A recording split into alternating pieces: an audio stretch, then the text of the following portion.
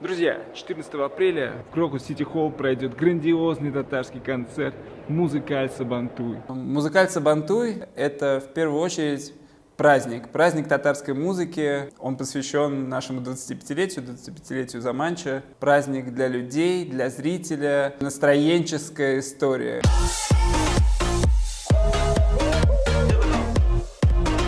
Большинство наших зрителей не могут усидеть на месте, стремятся к сцене, потанцевать, быть поближе к артисту. Мы решили предоставить им такую возможность весь вечер от начала и до конца танцевать и получать удовольствие.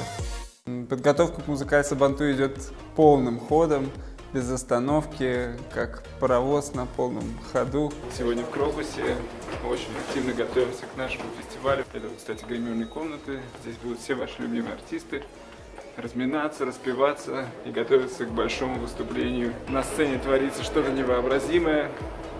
У нас будет примерно так же, поверьте. Мы впервые решили использовать танцевальный партер. То есть это зона прямо перед сценой, где наши зрители смогут свободно танцевать весь вечер, без ограничений, без границ, танцевать, подпевать, быть максимально близким к своим артистам, к звездам.